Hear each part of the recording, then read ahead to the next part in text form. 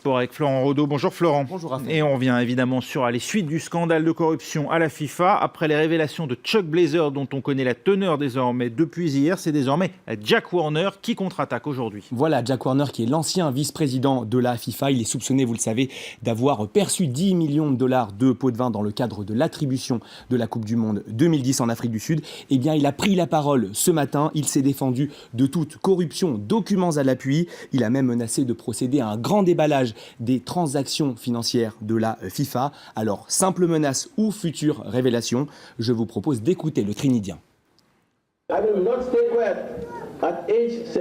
Je ne vais pas me taire à 72 ans.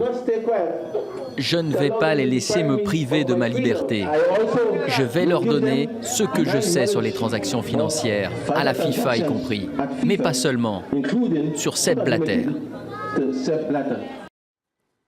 On s'est déjà beaucoup intéressé à l'attribution de cette fameuse Coupe du Monde 2010. Revenons maintenant sur celle de 98 qui serait concernée, alors organisée en France, on s'en souvient, qui serait concernée aussi par des pots de vin, mais pas nécessairement des pots de vin venant de la France. Voilà, il faut bien expliquer les choses pour qu'il n'y ait pas de confusion pour nos téléspectateurs. Si c'est bien la Coupe du Monde 98 qui est concernée, la France, pays organisateur, n'est-elle pas impliquée dans ce scandale? Jacques Lambert, ancien responsable du comité d'organisation du Mondial 98, n'a évoqué aucune irrégularité dans cette attribution. En réalité, c'est le Maroc qui est dans le viseur de l'enquête du FBI. Je vais vous lire une partie du document déclassifié hier par la justice américaine que vous allez découvrir à l'antenne. Blazer était présent lorsqu'un représentant du comité de candidature marocain a offert un pot de vin au complice numéro 1 en échange de sa voix pour le Maroc dans le scrutin pour le pays hôte de la Coupe du Monde 1998. Le conspirateur numéro 1 a accepté le pot de vin. Le Maroc rattrapé donc par ce scandale planétaire.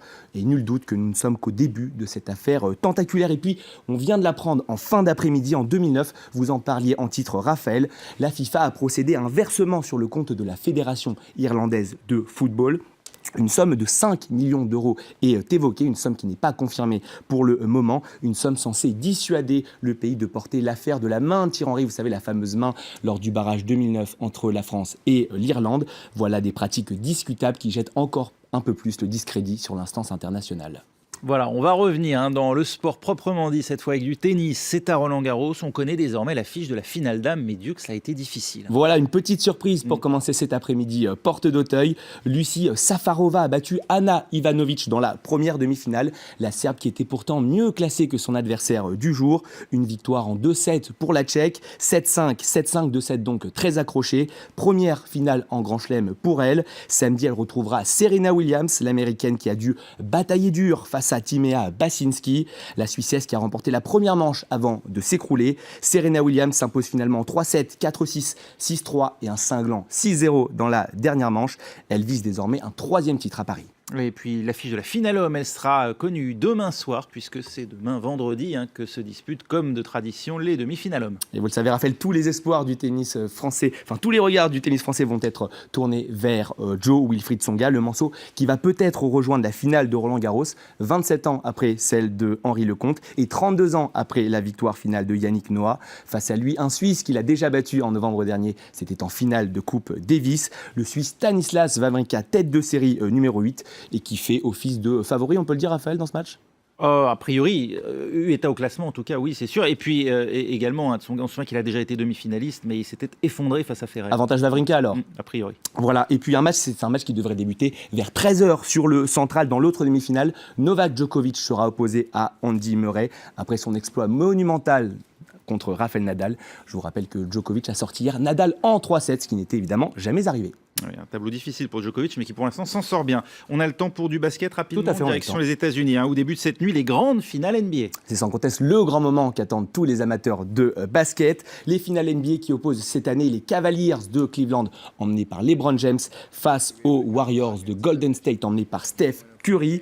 Une confrontation vraiment un duel entre ces deux hommes. Steph Curry, MVP de la saison régulière. LeBron James qui a déjà remporté 2 bagues de champion avec Miami.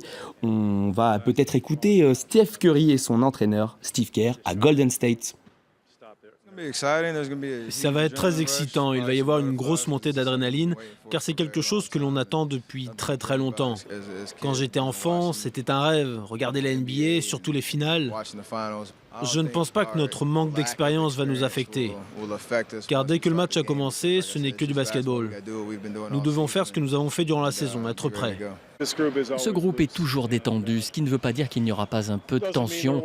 S'ils ne ressentent pas cette pression, c'est qu'ils ne sont pas humains. Ce sont les finales. Je pense que tout le monde est légèrement inquiet avant de commencer.